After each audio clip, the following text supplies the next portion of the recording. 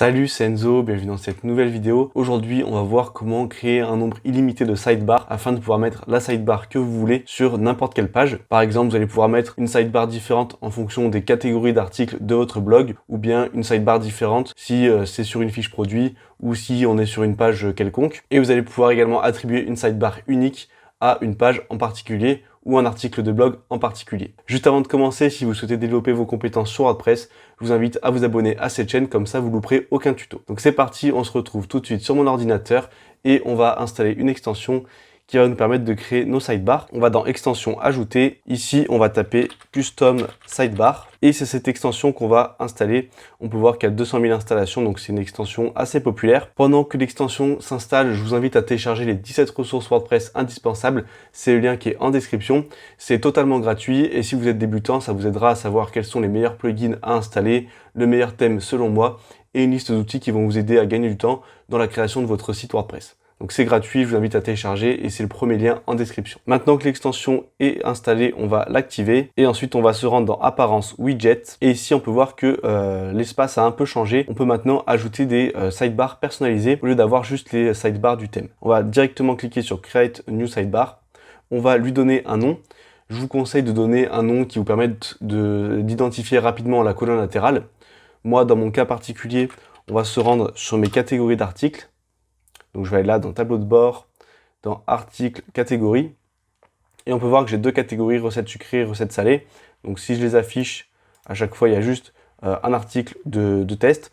Et on peut voir qu'on a la même sidebar pour l'instant. Nous ce qu'on va essayer de faire, c'est d'avoir une sidebar unique pour recettes salées et une autre pour recettes sucrées.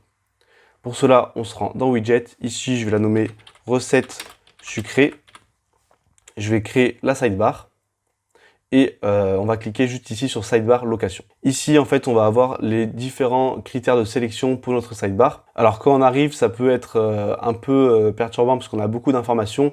Mais nous, ce qui nous intéresse à chaque fois, c'est colonne latérale par défaut. Donc, on peut voir qu'ici, soit je peux cocher cette case et sélectionner une catégorie, ou sinon un type de poste, par exemple article, page ou produit. On va donc pouvoir mettre une sidebar différente en fonction du type de poste également. Si je referme et que j'ouvre archive, ici on a le type d'archive. Là, si je coche colonne latérale par défaut, on peut voir qu'on a les différents types d'archives qui s'affichent.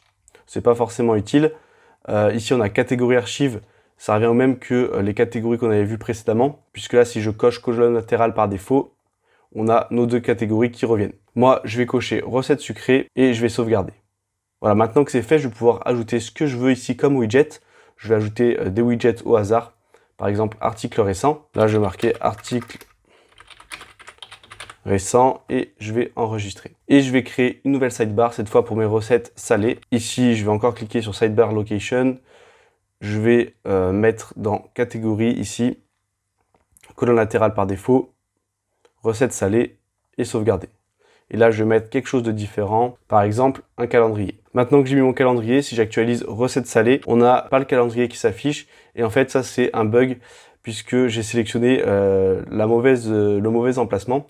On va éditer juste ici. Et au lieu de prendre cet emplacement, on va retourner dans Archives, ici dans Catégorie Archives. Et colonne latérale par défaut, on va prendre recettes salées. Et je vais sauvegarder. Et maintenant, si j'actualise, ça devrait être bon. Voilà, j'ai bien mon calendrier qui s'affiche. Pareil, sur recettes sucrées, j'ai bien mes articles récents qui s'affichent. On a donc deux sidebars différentes en fonction de nos catégories. Après, peut-être que vous voudrez afficher une sidebar unique pour un article de blog ou une page en particulier. On va aller donc sur l'article 1 et on va modifier cette sidebar. Ça peut être utile, par exemple, si vous souhaitez mettre des encres HTML dans la sidebar qui redirigent vers les différents titres de l'article de blog. Comme ça, ça permet que quand la personne défile, elle a toujours le sommaire de l'article sur le côté. Pour cela, c'est très simple. On va cliquer sur modifier l'article. Et si je descends juste ici, on peut voir qu'on a un nouvel onglet sidebar qui s'est ajouté.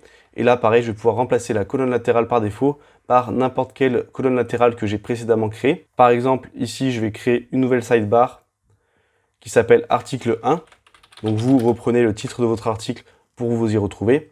On va créer la sidebar. On va ajouter du texte par exemple. On va marquer sommaire. Et ici, vous pouvez marquer les différents titres de votre article de blog avec des encres HTML pour rediriger au bon endroit directement. On va enregistrer et je vais maintenant sélectionner ma colonne latérale juste ici Pour l'avoir, il faut que j'actualise mon article et je vais pouvoir sélectionner ma sidebar article 1, mettre à jour. Et si je fais voir l'article maintenant, on peut voir que j'ai ma nouvelle sidebar qui s'affiche.